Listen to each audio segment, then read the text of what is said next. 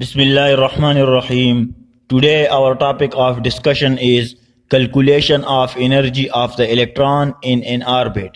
कि एक ऑर्बिट में इलेक्ट्रॉन की एनर्जी कितनी होती है। सपोज ये हमारे पास एक एटम है और ये इसका न्यूक्लियस है। न्यूक्लियस के अंदर प्रोटॉन और न्यूट्रॉन मौजूद होते हैं, जबकि शेल में इलेक्ट्रॉन रिवोल्यूशन करते हैं अराउंड द न्यूक्लियस। बोहर ने कहा था कि ये इलेक्ट्रॉन जब इस शेल में रिवोल्यूशन करेगा तो इसकी एनर्जी फिक्स होगी, इस इलेक्ट्रॉन की भी एनर्जी फिक्स होगी और इस ऑर्बिट की भी एनर्जी फिक्स होगी। जब ऑर्बिट की एनर्जी फिक्स हो जाती है तो इलेक्ट्रॉन की एनर्जी ऑटोमेटिकली फिक्स हो जाती है। लेकिन calculation of energy of the electron in an orbit, अब इस इलेक्ट्रॉन की एनर्जी आखिर है कितनी, इसको हम आज फाइंड करेंगे कि इस इलेक्ट्रॉन की एनर्जी कितनी है। तो जब ये इलेक्ट्रॉन यहाँ पर रिवोल्यूशन करेगा तो इसकी काइनेटिक एनर्जी भी होगी और इसकी पोटेंशियल एनर्जी भी होगी। काइनेटिक एनर्जी क्यों होगी? By virtue of its motion. जब ये इलेक्ट्रॉन यहाँ पर मोशन करेगा तो इसकी काइनेटिक एनर्जी होगी। काइनेटिक एनर्जी क्या चीज होती है? The energy due to motion. Motion की वजह से जो एनर्जी होती है उसको हम काइनेटिक एनर्जी कहते हैं। तो यहाँ पर जब इलेक्ट्रॉन ये रिवोल्यूशन करेगा इस ऑर्बिट में तो इसकी काइनेटिक एनर्जी होगी और इसकी पोटेंशियल एनर्जी भी होगी। पोटेंशियल एनर्जी क्यों होगी? क्योंकि यहाँ पर अट्रैक्शन है between the nucleus of an atom and the electron which revolve around the nucleus. यहाँ पर अट्रैक्शन होगी तो इसकी वजह से यहाँ पर इसकी पोटेंशियल एनर्जी भी होगी। तो अब हम इसको किस तरह फाइंड कर सकते हैं? हमारे पास इक्वेशन गिवन है कि E total is equal to E total is equal to kinetic energy plus potential energy. Energy of an electron is equal to kinetic energy plus potential energy, क्योंकि यहाँ पर काइनेटिक एनर्जी भी होती है due to motion और potential energy भी होती है due to attraction between the electron and the nucleus. अब इसको हम किस तरह डिटरमिन कर सकते हैं टोटल एनर्जी को? तो फर्स्ट ऑफ ऑल इस काइनेटिक एनर्जी हमारे पास इक्वल होती है, kinetic energy is equal to half mv²। ये काइनेटिक एनर्जी का हमारे पास इक्वेशन है, इसको हम इक्वेशन 1 का नाम देते हैं। और यहाँ पर mv² को हमने वहां पर बोहर एटॉमिक रेडियस में डिटरमाइन किया हुआ था, जो हमारे पास इक्वल है mv² is equal to ze² divide by 4 pi epsilon naught r। ये हमारे पास mv² की वैल्यू है कि mv हमारे पास किस चीज के इक्वल होता है। तो हम mv की जगह यहाँ पर ze² divide by 4 pi epsilon naught r को यहाँ पर पुट कर देते हैं। तो kinetic energy is equal to half ze² 4 pi epsilon naught r। तो इसको हम मजीद सिंपल बना देते हैं इस इक्वेशन को। तो ये हमारे पास हो जाएगा कि kinetic energy is equal to ze² 8 pi epsilon naught r। ये हमारे पास काइनेटिक एनर्जी की इक्वेशन हो जाएगी, जिसको हम इक्वेशन 2 का नाम देते हैं। तो ये हमारे पास काइनेटिक एनर्जी की इक्वेशन है। अब हम फाइंड करते हैं पोटेंशियल एनर्जी। ये काइनेटिक एनर्जी होगी इलेक्ट्रॉन की। यहाँ पर जब आप वैल्यू पुट कर देते हैं तो आपके पास काइनेटिक एनर्जी ऑफ इलेक्ट्रॉन आ जाएगी। अब पोटेंशियल एनर्जी इलेक्ट्रॉन की क्या होगी? तो यहाँ पर हम पोटेंशियल एनर्जी हमारे पास इक्वेशन गिवन है कि as potential energy is equal to mgh। तो mg हमारे पास वर्क डन और वर्क डन हमारे पास इक्वल होता है work done is equal to force multiply by distance, कि कितना फोर्स हमने लगाया और उस ऑब्जेक्ट ने कितना डिस्टेंस तय किया, इसको हम वर्क डन कहते हैं। तो कोलम्बिक फोर्स हमारे साथ कितना था? यहाँ पर हम लिख देते हैं कोलम्बिक फोर्स को कि F is equal to coulombic force ze² divide by 4 pi epsilon naught r²। ये हमारे पास कोलम्बिक फोर्स है। जो हमने बोहर एटॉमिक रेडियस में डिटरमिन किया हुआ था, तो यहाँ पर हम इसकी वैल्यू पुट कर देते हैं। तो work done is equal to force z square divide by 4 pi epsilon naught r square multiply by distance dr, इसको हम dr से रिप्रेजेंट कर देते हैं dr। यहाँ पर हमने dr क्यों लिखा? सपोज हम इसको इस एटम से समझते हैं कि हमने dr यहाँ पर क्यों लिखा। यहाँ पर जो न्यूक्लियस मौजूद होता है, यहाँ पर पॉजिटिव चार्ज होता है, ये इलेक्ट्रॉन को अपनी तरफ अट्रैक्ट करने की कोशिश करता है। तो जब ये इलेक्ट्रॉन को अट्रैक्ट करता है from infinity toward its outermost shell, तो ये क्या करेगा? ये डिस्टेंस तय करेगा। और कितना डिस्टेंस तय करेगा? From infinity toward outermost shell at a distance r from the nucleus. तो जब ये इलेक्ट्रॉन को अट्रैक्ट करेगा फ्रॉम इन्फिनिटी, तो ये इलेक्ट्रॉन डिस्टेंस तय करेगा। और कितना डिस्टेंस तय करेगा? From infinity toward outermost shell at a distance r from the nucleus. यहाँ पर जो डिस्टेंस होता है इसको हम क्या कहते हैं? इसको हम r का नाम देते हैं। तो इलेक्ट्रॉन इतना डिस्टेंस तय कर देता है यहाँ से यहाँ तक।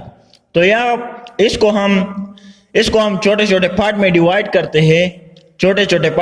करते हैं, ताकि हम एक पार्ट का वैल्यू मालूम कर ले और बाकी का हम इंटीग्रेशन ले ले, बाकी का हम सम अप ले ले, तो हमारे पास इसकी एक खास वैल्यू आ जाएगी। तो ये हमारे पास dr एक छोटा सा डिस्टेंस है, ये हमने ले लिया है। अब इसकी पोटेंशियल एनर्जी क्या होगी? इलेक्ट्रॉन की पोटेंशियल एनर्जी क्या होगी? इसको हम यहाँ पर फाइंड कर देते हैं। तो E potential energy is equal to z square divide by 4 pi epsilon naught r square और यहाँ पर मल्टीप्लाई बाय dr। ये हमारे पास इक्वेशन आ जाती है।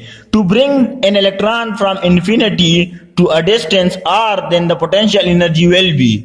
जब हम इलेक्ट्रॉन को इन्फिनिटी से लाते हैं आउटर मोस्ट शेल में at a distance r from the nucleus, तो हमारे पास पोटेंशियल एनर्जी क्या होगी? ई पोटेंशियल यहाँ पर हम इंटीग्रेशन लेंगे कि E potential energy is equal to z square. जब हम इसका इंटीग्रेशन लेंगे, इंटीग्रेशन का मतलब क्या होता है? सम अप करना। ये छोटे छोटे पार्ट जो है इसको हम अब इसमें कलेक्ट कर देते हैं, सम अप कर देते हैं, हमारे पास इसकी एक खास वैल्यू आ जाती है। z square divide by 4 pi epsilon naught और r का हम इंटीग्रेशन लेंगे। इसका हमने इंटीग्रेशन क्यों नहीं लिया? क्योंकि ये हमारे पास कांस्टेंट है और कांस्टेंट जो होते हैं वो इंटीग्रेशन के ज़द में नहीं आते। तो ये हमारे पास हो जाएगा integration dr divide by r square. और हम इंटीग्रेशन किसकी कर रहे हैं? लिमिट बता दे तो हम इन्फिनिटी टूवर्ड r, यानी इन्फिनिटी से हम इलेक्ट्रॉन को ला रहे हैं और कहाँ तक ला रहे हैं? आउटर मोस्ट शेल तक, यानी eight a distance r from the nucleus, यहाँ तक ला रहे हैं। तो जब यहाँ पर हम इंटीग्रेशन अप्लाई करते हैं तो हमारे पास इसकी वैल्यू आ जाती है कि z square 4 pi epsilon naught और यहाँ पर हो जाएगा इंटीग्रेशन का रूल है कि r -2 + 1 और इसको हम डिवाइड भी करेंगे -2 + 1। आप इसको देख सकते हैं। तो z स्क्वायर 4 पाई यहाँ पर हम थोड़ा सा एडजस्टमेंट कर लेते हैं कि z square 4 pi epsilon naught और यहाँ पर हो जाएगा r -1 और यहाँ पर भी -1। तो हमारे पास पोटेंशियल एनर्जी आ जाती है कि z स्क्वायर यहाँ पर माइनस आ जाता है और 4 pi epsilon not 1/r square ये हमारे पास आ जाती है। अगर हम इस इक्वेशन को थोड़ा और रीअरेंज कर दे तो हमारे पास ई पोटेंशियल आ जाती है कि E potential energy is equal to minus z square divide by 4 pi epsilon naught r। ये हमारे पास पोटेंशियल एनर्जी है इलेक्ट्रॉन की, कि इलेक्ट्रॉन की पोटेंशियल एनर्जी हमारे पास इतनी होगी। जब हम यहाँ पर वैल्यू पुट करेंगे तो हमारे पास ई पोटेंशियल इलेक्ट्रॉन की आ जाती है, और ये हमारे पास ये ऊपर हमने काइनेटिक एनर्जी फाइंड की है। तो हमने काइनेटिक एनर्जी भी फाइंड कर ली है, हमने पोटेंशियल एनर्जी भी फाइंड कर ली है। तो अब यहाँ पर आप लोग देख सकते हैं कि यहाँ पर माइनस साइन भी शो हो रहा है। तो इसका मतलब क्या है? इसका मतलब है कि पोटेंशियल एनर्जी डिक्रीज हो रही है। पोटेंशियल एनर्जी डिक्रीज क्यों हो रही है? क्योंकि यहाँ पर फोर्स ऑफ अट्रैक्शन हमारे पास इंक्रीज हो रही है, और जब फोर्स ऑफ अट्रैक्शन इंक्रीज होगी तो पोटेंशियल एनर्जी हमारे पास क्या होगी? डिक्रीज होगी। यहाँ पर हम सिंपल सा एग्जांपल ले लेते हैं पोटेंशियल एनर्जी इसको समझने के लिए कि यहाँ पर माइनस साइन क्यों आया हुआ है। तो ये हमारे पास सपोज ऑब्जेक्ट ए है, यहाँ पर मैं दूसरा मार्कर उठा लेता हूँ। ये हमारे पास सपोज ऑब्जेक्ट ए है, यहाँ पर हम ड्रा करते हैं इसका स्ट्रक्चर। तो इसको हम ए का नाम देते हैं। ये हमारे पास ऑब्जेक्ट बी है, ये हमारे पास ऑब्जेक्ट बी है, और ये हमारे पास ऑब्जेक्ट सी है। सपोज ये हमारे पास ग्राउंड है, अर्थ है। इसकी पोटेंशियल एनर्जी कितनी होगी? mgh। इसकी 0 होगी पोटेंशियल एनर्जी। इसकी पोटेंशियल एनर्जी क्या होगी? इसकी पोटेंशियल एनर्जी ज्यादा होगी। पोटेंशियल एनर्जी किसकी वजह से होती है? Due to position. तो यहाँ पर potential energy is equal to mgh ज्यादा होगी। यहाँ पर पोटेंशियल एनर्जी कितनी होगी? Potential energy is equal to mgh कम होगी। यहाँ पर सपोज इसका मास भी 10 न्यूटन है, इसका मास भी 10 न्यूटन है, और इस ऑब्जेक्ट का मास भी 10 न्यूटन है। इस ऑब्जेक्ट को हमने यहाँ पर सतह जमीन से 10 मीटर हाइट तक ले गए, और इसका जो मास है वो 10 न्यूटन है। तो यहाँ पर एनर्जी कितनी आ जाएगी हमारे पास? पोटेंशियल एनर्जी इसकी 100 जूल इसकी पोटेंशियल एनर्जी आ जाएगी। यहाँ पर पोटेंशियल एनर्जी 0 है, और जब हम जमीन में कोई गड्ढा खोद ले या कोई सुराख कर ले और बॉडी को उसमें डाल देते हैं तो हमारे पास इसकी पोटेंशियल एनर्जी क्या होगी? सपोज ये हमारे पास एक गड्ढा है और इसी बॉडी को हमने यहाँ पर रख दिया है, तो अब इसकी पोटेंशियल एनर्जी कितनी होगी? तो पोटेंशियल एनर्जी इसकी डिक्रीज होगी। यहाँ पर आप लोग देख ले, क्योंकि हाइट हमारे पास नेगेटिव में जा रही है, यहाँ पर हाइट हमारे पास पॉजिटिव में जा रही है। यहाँ पर ग्रेविटेशनल फोर्स इंक्रीज हो रहा है, तो इसी वजह से पोटेंशियल एनर्जी डिक्रीज होगी। और जहां पर ग्रेविटेशनल फोर्स डिक्रीज होगा वहां पर पोटेंशियल एनर्जी ज्यादा होगी। तो यहाँ पर इंक्रीज हो रहा है तो पोटेंशियल एनर्जी हमारे पास नेगेटिव में आ जाएगी, -100 जूल आ जाएगी। -100 जूल हमारे पास पोटेंशियल एनर्जी आ जाएगी। तो यहाँ पर पोटेंशियल एनर्जी इसी वजह से इंक्रीज हो रहा है कि हम इलेक्ट्रॉन को ला रहे हैं। तो यहाँ पर जब इलेक्ट्रॉन यहाँ पर आ जाएगा, आप लोग खुद समझ ले कि इलेक्ट्रॉन जब यहाँ पर आ जाएगा तो यहाँ पर फोर्स ऑफ अट्रैक्शन ज्यादा होगा कि कम होगा? यहाँ पर फोर्स ऑफ अट्रैक्शन ज्यादा होगा। तो जब यहाँ पर फोर्स ऑफ अट्रैक्शन ज्यादा होगा, इलेक्ट्रॉन जितना भी न्यूक्लियस के करीब आएगा उसकी पोटेंशियल एनर्जी डिक्रीज होगी, क्योंकि इसके दरमियान फोर्स ऑफ अट्रैक्शन इंक्रीज होता है। यहाँ पर जब इलेक्ट्रॉन था तो इसकी पोटेंशियल एनर्जी ज्यादा थी as compare to this one. So जब हमारे पास फोर्स ऑफ अट्रैक्शन इंक्रीज होता है तो पोटेंशियल एनर्जी डिक्रीज होती है। यहाँ पर इस एग्जांपल से मैंने आप लोगों को समझा दिया कि पोटेंशियल एनर्जी जब हम ऊपर की सतह जमीन से ऊपर तक जाते हैं तो हमारे पास पोटेंशियल एनर्जी इंक्रीज होती है, और जब हम जमीन पर होते हैं तो पोटेंशियल एनर्जी 0 होती है, और जब हम नीचे की तरफ आते हैं तो हमारे पास पोटेंशियल एनर्जी नेगेटिव में आ जाती है। तो यहाँ पर नेगेटिव साइन इसलिए हमने लगाया है या आया हुआ है क्योंकि पोटेंशियल एनर्जी डिक्रीज हुई है। और डिक्रीज क्यों हुई है? क्योंकि हमारे पास फोर्स ऑफ अट्रैक्शन इंक्रीज हुआ है तो पोटेंशियल एनर्जी डिक्रीज हो गई है। तो इसी वजह से -ze² डिवाइड बाय 4πε0 हमने यहाँ पर लगा दिया है। जब यहाँ पर आप वैल्यूज पुट करेंगे तो आपके पास ई पोटेंशियल एनर्जी आ जाएगी इलेक्ट्रॉन की। अब ई टोटल हमारे पास क्या होगी, यहाँ पर हम देखते हैं। ई टोटल हमारे पास आ जाएगी कि ई टोटल हमारे पास कितनी होगी? यहाँ पर ये हमारे पास इक्वेशन 3 हो गया। तो put equation 2 and equation 3 in equation 1। Equation 1 हमारे पास क्या था कि E total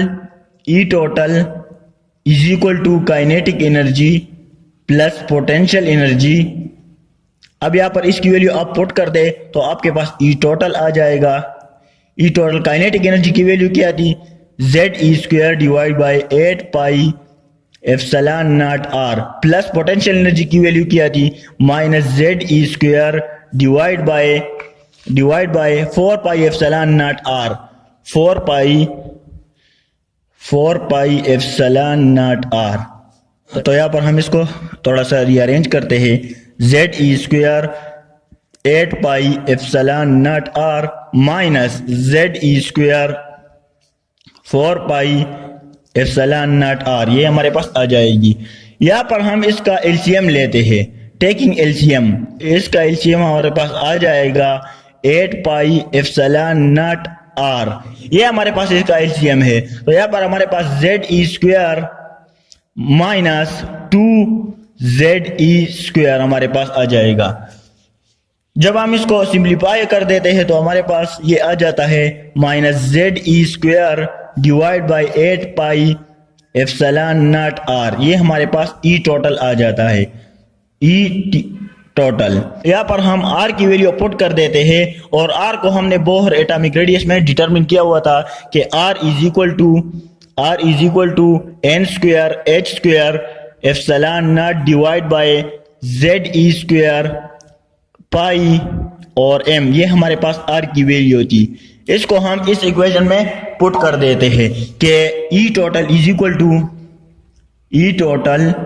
two minus Z E square 8 pi epsilon naught और यहाँ पर हम पुट कर देते हैं N square H square epsilon naught divide by Z E square pi M, ये डिनोमिनेटर वाला ये न्यूमिनेटर में आ जाएगा। तो ई टोटल हमारे पास हो जाएगा E total is equal to minus Z E square और जेड ई स्क्वायर पाई और एम, ये हमारे पास आ जाएगा।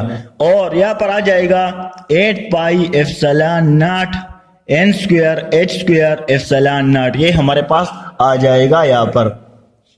तो यहाँ पर पाई और पाई यहाँ पर एक दूसरे के साथ कैंसिल हो रहा है, बाकी और कोई चीज तो कैंसिल नहीं हो रही है। तो हमारे पास इक्वेशन आ जाएगा कि E total is equal to Z square, यहाँ पर 2 जेड है तो जेड स्क्वायर और ई पावर 4 और M divide by 8 epsilon naught square, क्योंकि 2 एप्सिलॉन नॉट है, एक ये वाला और एक ये वाला, एन स्क्वायर और एच स्क्वायर, ये हमारे पास आ जाएगी, ये वैल्यू हमारे पास आ जाएगी। तो यहाँ पर हमारे पास सारे के सारे कांस्टेंट है except E total is equal to Z square divide by N square, और यहाँ पर हमारे पास ई पावर 4 और मास 8 एप्सिलॉन नॉट स्क्वायर और एच स्क्वायर, ये हमारे पास आ जाएगी। और इसका जो यूनिट हमारे पास है जाउल पर एटम इसका हमारे पास यूनिट है। लेकिन केमिस्ट्री में हम ज्यादातर किलो जाउल पर मोल में हर चीज को रिप्रेजेंट करते हैं, तो इस यूनिट को हम तब्दील करेंगे। तो हमारे पास क्या है कि चार्ज ऑफ इलेक्ट्रॉन क्या है, चार्ज ऑफ इलेक्ट्रॉन हमारे पास है E is equal to 1.602 multiply by 10⁻⁻13 coulomb -19 coulomb, और इसका पावर 4 है। मास हमारे पास क्या है 9.1 मल्टीप्लाई बाय 10⁻31 किलोग्राम। इसी तरह हमारे पास एप्सिलॉन नॉट की वैल्यू क्या है 8.84 मल्टीप्लाई बाय 10⁻10, और प्लांक कांस्टेंट की वैल्यू क्या है तो 6.64 मल्टीप्लाई बाय 10⁻34 जाउल सेकंड, ये हमारे पास प्लांक कांस्टेंट की वैल्यू है। जब इन वैल्यू को यहाँ पर हम पुट कर देते हैं तो हमारे पास इक्वेशन किस तरह आती है कि ई टोटल हमारे पास ई टोटल क्या होगी, E total is equal to Z square N square, यहाँ पर आ जाएगी हमारे पास माइनस ई की वैल्यू क्या थी 1.602 मल्टीप्लाई बाई 10⁻⁻19 कूलम, और इसका पावर 4 था, तो यहाँ पर हम पावर 4 लगाते हैं। Multiply by mass of electron, तो 9.1 मल्टीप्लाई बाय 10⁻31 किलोग्राम। ये हमारे पास क्या आ जाएगी, मास की वैल्यू एप्सिलॉन नॉट, यहाँ पर हम 8 लगाते हैं और एप्सिलॉन नॉट की वैल्यू हमारे पास है 8.84 मल्टीप्लाई बाय 10⁻⁻10 और इसका स्क्वायर है, हाँ यहाँ पर स्क्वायर भी है। और प्लैंक कांस्टेंट की वैल्यू हमारे पास है 6.64 मल्टीप्लाई बाय 10⁻34। ये हमारे पास प्लैंक कांस्टेंट की वैल्यू आ जाएगी। जब हम इसको सॉल्व कर देते हैं, सिंप्लीफाई कर देते हैं, तो हमारे पास इसकी वैल्यू क्या होगी, E total is equal to Z square divide by N square. यहाँ पर आ जाएगी हमारे साथ सारे कैलकुलेशन करके 2.18 मल्टीप्लाई बाय 10⁻⁻18। ये कैलकुलेशन हमने पहले से कर रखी है, इसी वजह से मैं जल्दी जल्दी कर रहा हूँ ताकि हमारा टाइम वेस्ट ना हो। तो यहाँ पर आ जाएगी जाउल पर एटम। अब इस जाउल पर एटम को खत्म करने के लिए हम यहाँ पर क्या यूनिट यूज करते हैं, किलो जाउल पर मोल यूनिट। तो इसको खत्म करने के लिए हम क्या करते हैं कि Z square divide by N square, इसको हम मल्टीप्लाई कर देते हैं एवोगाड्रो नंबर से और डिवाइड करते हैं किस चीज से, 1000 से। तो 10⁻⁻18 multiply by 6.023 multiply by 10⁻23 divide by 1000। जब हम इसको डिवाइड कर लेते हैं तो हमारे पास इसकी वैल्यू ई टोटल यानी total energy N square Z square, ये जेड स्क्वायर है एन स्क्वायर, और यहाँ पर हमारे पास -1312.36 किलो जाउल पर मोल, ये इसकी वैल्यू आ जाती है हमारे पास। तो ये हमारे पास इसकी वैल्यू आ जाती है ई टोटल की। Z हमारे पास क्या है, एटॉमिक नंबर है, किसी भी एटम का एटॉमिक नंबर है। N हमारे पास क्या है, नंबर ऑफ ऑर्बिट है। तो फर्ज करें हम हाइड्रोजन एटम के लिए फाइंड कर रहे हैं एनर्जी। यहाँ पर एक इलेक्ट्रॉन होता है, इसका एटॉमिक नंबर क्या है, इसका एटॉमिक नंबर 1 होता है हमारे पास। तो अगर हम हाइड्रोजन एटम के लिए फॉर हाइड्रोजन एटम हमारे पास फर्स्ट ऑर्बिट के लिए एनर्जी क्या होगी, फॉर फर्स्ट ऑर्बिट एनर्जी क्या होगी कि E1 is equal to -131236 divide by, यहाँ पर क्या आ जाएगा, n स्क्वायर की जगह 1 आ जाएगा क्योंकि इसका एटॉमिक नंबर 1 है। और यहाँ पर जब हम कैलकुलेशन कर लेते हैं तो -1312.36 किलो जाउल पर मोल, ये हमारे पास इसकी वैल्यू आ जाती है फर्स्ट ऑर्बिट के लिए। फर्स्ट ऑर्बिट में इलेक्ट्रॉन की एनर्जी इतनी होगी, सेकंड ऑर्बिट में इलेक्ट्रॉन की एनर्जी कितनी होगी, इसको हम डिटरमिन कर लेते हैं। तो E2 is equal to -1312.36 divide by 2 whole square, इससे हमारे पास आ जाता है -328.32 किलो जाउल पर मोल। ये हमारे पास सेकंड ऑर्बिट में इलेक्ट्रॉन के लिए एनर्जी आ जाती है हाइड्रोजन एटम में। और थर्ड ऑर्बिट में इलेक्ट्रॉन की एनर्जी क्या होगी, तो third orbit E3 is equal to -131236 divide by 3 whole square, और यहाँ पर इससे आ जाता है -145.92 किलो जाउल पर मोल। तो यहाँ पर आप लोग देख सकते हैं कि हमारे पास एनर्जी के साथ क्या हो रहा है, एनर्जी हमारे पास इंक्रीज हो रही है, पोटेंशियल एनर्जी हमारे पास क्या हो रही है, इंक्रीज हो रही है। यहाँ पर कितनी है फर्स्ट ऑर्बिट में, -1312.36 किलो जाउल पर मोल, यहाँ पर इंक्रीज हुई है -328.38 किलो जाउल पर मोल, और यहाँ पर -145.92 किलो जाउल पर मोल। तो यहाँ पर जब लोग फोर्स ऑफ अट्रैक्शन डिक्रीज होता है तो हमारे पास एनर्जी इंक्रीज होती है। ये पहला ऑर्बिट है। तो यहाँ पर पहला ऑर्बिट में इलेक्ट्रॉन और न्यूक्लियस के बीच, फॉर एग्जांपल ये हमारे पास एक एटम है और ये इसका न्यूक्लियस है, यहाँ पर इलेक्ट्रॉन मौजूद होते हैं, यहाँ पर प्रोटॉन मौजूद होते हैं। तो पहले ऑर्बिट में हमारे पास फोर्स ऑफ अट्रैक्शन ज्यादा होता है तो हमारे पास पोटेंशियल एनर्जी कम होती है। तो पहले ऑर्बिट में क्या होता है, पोटेंशियल एनर्जी कम है, -1312.36 ये पहले ऑर्बिट में है। और दूसरे ऑर्बिट में क्या होता है, पोटेंशियल एनर्जी डिक्रीज है, यहाँ पर आप लोग देख सकते हैं -328.32 किलो जाउल पर मोल। और इसी तरह थर्ड ऑर्बिट में -145.92 किलो पर मोल एनर्जी है। तो एनर्जी डिक्रीज होती है, जितना हम न्यूक्लियस से दूर जाते हैं तो हमारे पास पोटेंशियल एनर्जी इंक्रीज होती है, और जितना हम न्यूक्लियस के करीब आते हैं तो हमारे पास पोटेंशियल एनर्जी क्या होती है, डिक्रीज होती है। तो इससे हमने ऑब्जर्वेशन ली है, तो यहाँ पर हमने कुछ ऑब्जर्वेशन ली है कि जब हम न्यूक्लियस से दूर जाते हैं, फॉर एग्जांपल ये हमारे पास न्यूक्लियस है और इससे हम दूर जाते हैं, तो हमारे पास क्या होगी, एनर्जी इंक्रीज होगी। यहाँ पर एनर्जी लो एनर्जी है, और यहाँ पर हमारे पास हाई एनर्जी है। यहाँ पर एनर्जी लो क्यों है, क्योंकि न्यूक्लियस के बीच में और इलेक्ट्रॉन के बीच में फोर्स ऑफ अट्रैक्शन ज्यादा है। यहाँ पर फोर्स ऑफ अट्रैक्शन कम है जब इलेक्ट्रॉन यहाँ पर आ जाता है, और यहाँ पर जब आ जाता है तो फोर्स ऑफ अट्रैक्शन और भी कम हो जाता है, जिसकी वजह से पोटेंशियल एनर्जी इंक्रीज होती है। तो जितना हम न्यूक्लियस से दूर जाते हैं तो हमारे पास पोटेंशियल एनर्जी इंक्रीज होती जाती है। तो energy difference between the orbit is E2 minus E1 is equal to E2 minus E1, E3 minus E2, E4 minus E3। So ये हमारे पास calculation of the energy of an electron in orbit, कि एक orbit में electron की energy कितनी होती है, इसको हमने यहाँ पर डिटरमिन कर लिया है। सो मेरे ख्याल में इतना डिस्कशन काफ़ी है इसके बारे में। Okay, thanks.